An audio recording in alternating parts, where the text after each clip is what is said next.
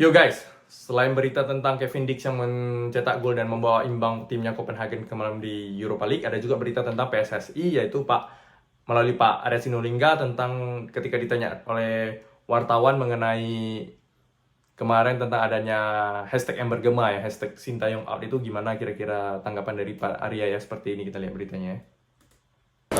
Mudah-mudahan ke depan sih akan lebih baik semuanya. Karena saat ini kita butuh kekompakan kawan-kawan. Jangan dipecah-pecah dulu nih. Ini itu jangan dulu. Kita pengen semua kompak dulu karena jangan dulu kita ini stay out, jangan dulu lah. Ya. Jadi jangan dulu ya ST up. Memang kemarin hasilnya kita jelek ya kalau lawan Cina, tapi itu hanya satu dari beberapa rentetan hasil bagus seperti seri A melawan tim-tim besar ya. Australia, Arab Saudi, Bahrain pun harusnya kita menang kalau nggak dicurangi wasit ya. Jadi jangan dulu lah, kita butuh kekompakan nih karena kita pertandingan hampir tiap bulan nih. Kita butuh kekompakan karena waktu kita udah mepet, nanti pelatih jadi stres. Nanti kita yang rugi juga. Sekarang kompak aja dulu kita karena ini prosesnya masih kita tunggu lagi Jepang. Ini krusial, karena kita krusial betul nih. Karena apa? Kita tinggal 6 kali pertandingan, 4 tuan rumah. Nah ini krusial nih, jangan kita tambah komen-komen yang membuat pusing pelatih ya, karena kita waktu juga mepet, kalau nggak ada pelatih juga kita pusing nanti ya. Jadi udahlah, kita kompak, fokus dukung aja, percaya kepada STI ya. Saya yakin juga dia pasti berusaha semaksimal mungkin untuk membuat tim ini menang ya, dan lolos ke Piala Dunia tentunya. Dan harus menang. Nggak boleh ya lawan Jepang lah seri, habis itu cari poin lagi. Itu baru kita punya semangat. Kalau enggak, habis bro. Berat tuh. Jadi kita bagusnya kompak aja dulu, jangan dulu yang lain-lain gitu. Kita ngomongin, yang pasti ketemu udah bicara sama, udah ketemu sama STI. Jadi kita 6 pertandingan sisa, 4 di kandang, kalau bisa sapu semua ya, kecuali lawan Jepang mungkin seri ya. Sisanya 3 nih kalau bisa kita menang semua. Kalau enggak kita, peluang kita agak berat ya. Jadi kemarin juga STI juga udah evaluasi dengan Pak Erik ya, udah ketemu juga. Makanya setelah itu STI pergi bisa ada lagi kan, udah selesai gitu. Bang, STI jelasin nggak sih bang kenapa Eliano Rendes nggak masuk line up lawan Cina? Udah selama itu udah jelasin semua pasti. Jadi kenapa Eliano nggak dimainkan, tidak ada juga di starting 11 maupun di bench, juga udah dijelaskan ke Pak Erik ya tentunya ya, kemarin waktu evaluasi ya. Jadi benar salah komposisi pemain? Loh, kalau itu kalau tanya sama pelatih pasti kan dia memutuskan ya beliau lah yang tahu kan. Kan kita kan nggak boleh intervensi. Yang pasti PSSI tidak pernah intervensi. Satu ya ini. Kedua, nggak ada aturan main dari PSSI bahwa harus ada pemain ini yang harus main yang ini atau yang ini, yang nggak ada.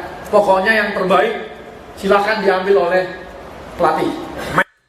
Jadi PSSI juga nggak pernah ada pemain titipan ya, tidak pernah intervensi pelatih juga. Pelatih STI memainkan siapa yang diturunkan, nggak diturunkan, semua terserah kepada STI ya. Ini bagusnya dari PSSI yang profesional ya, jadi tidak boleh mengintervensi pelatih ya, tidak ada pemain-pemain titipan juga. Jadi siapapun itu tergantung pelatih melihat pemain mana yang paling siap ya.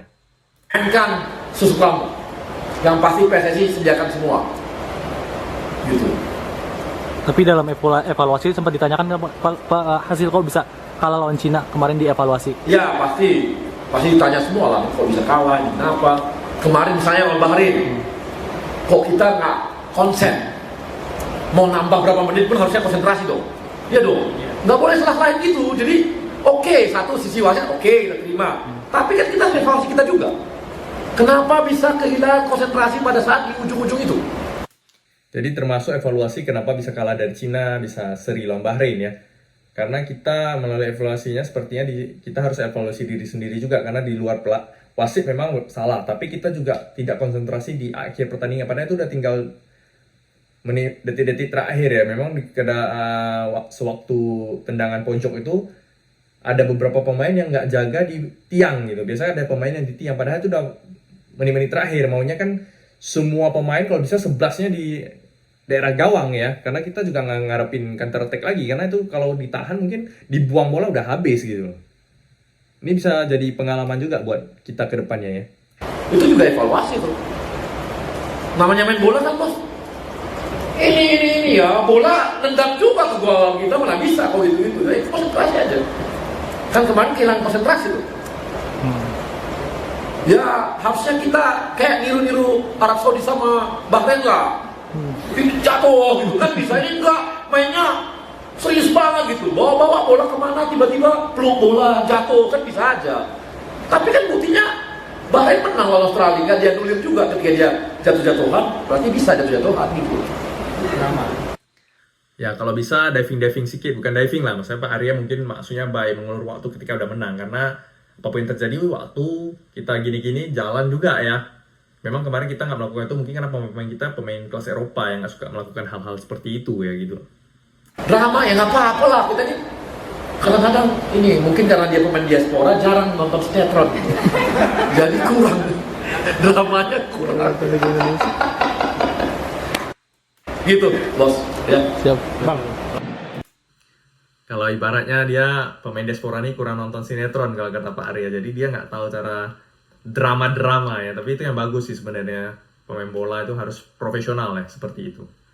Oke, lalu ada ini Kevin Dix ya, seperti yang tadi bagaimana mencetak 1 gol dan ratingnya juga 8,3 ya. Tinggi karena memang dia cetak gol membawa timnya seri ya, FC Copenhagen melawan Real Betis ya, melalui penalti yang dicetak oleh Kevin Dix sendiri ya. Bahkan Kevin Dix ini pelanggarannya itu murni itu di tackle itu Kevin Dix sendiri. Jadi dia dapat penalti sendiri, dia eksekusi sendiri gitu loh. Kita lihat eksekusinya.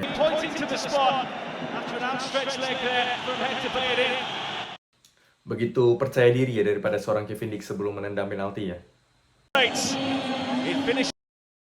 Luar biasa golnya ya, dari di kiri kiper lah, kiri agak atas tengah-tengah gitu, tapi di pojok, jadi itu sangat sulit ditahan oleh kiper. Biarpun kiper yang bisa menebak, tapi hampir impossible lah untuk menepis ya saya rasa, karena itu kuat dan di pojok gitu. Tapi memang Kevin Dix ini terkenal dengan penaltinya ya, jadi selama karirnya di Copenhagen dia sudah 7 kali mengambil penalti dan 7-7-nya gol. Tidak ada yang meleset, masih 100% ya statistik daripada penalti seorang Kevin Dix. Memang dia confidence sekali ya, percaya diri sekali dalam mengambil tendangan penalti. Kita lihat dari raut mukanya itu sangat pede ya, dan sangat yakin dia gitu. Memang ini pemain mantap yang kita harapkan bisa segera dinaturalisasi ya, maksudnya prosesnya bisa secepatnya untuk disumpah agar bisa memperkuat melawan Jepang ya, karena tenaganya pasti sangat bermanfaat untuk kita ya. Tapi kita nggak tahu, ada rumornya ini bisa bulan 3, tapi nggak tahu ya, kita ikuti saja perkembangan selanjutnya. Jadi tetap di channel Football League nanti akan saya update bagaimana informasi-informasi terbaru tentang Kevin Dix maupun tim nasional Indonesia ya.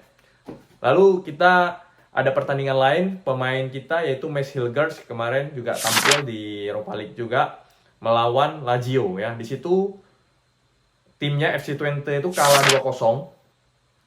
Tapi dan si Mads Hilgers juga nilainya jelek ya, ratingnya 5,9 ya. Hal ini tak lepas dari kartu merah daripada pemain FC Twente di menit 11. Kipernya itu keluar, out of position, un-tackle.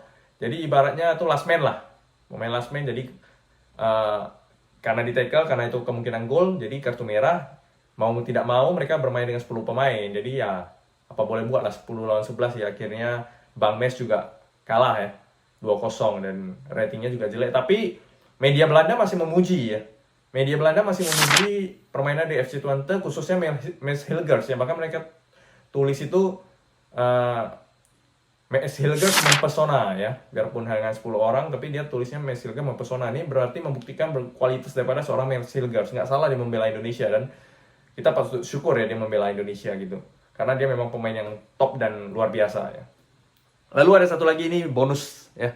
Bonus video tentang bagaimana seorang Tijani Reinders yang kemarin abang daripada Eliano Reinders ini yang bermain untuk AC Milan dan timnas Belanda ini kemarin bermain apik saat timnya AC Milan melawan FC Brugge ya, dengan mencetak 2 gol dan menjadi man of the match lah pada pertandingan itu, dan mendapatkan piala man of the match Liga Champion ya.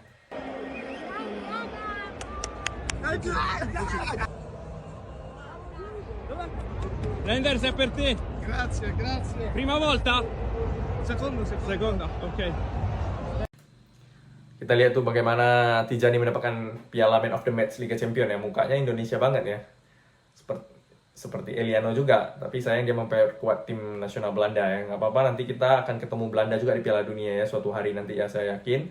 Dan itu tadi, memang kalau dari Tijani ini memang dia seorang IMF ya.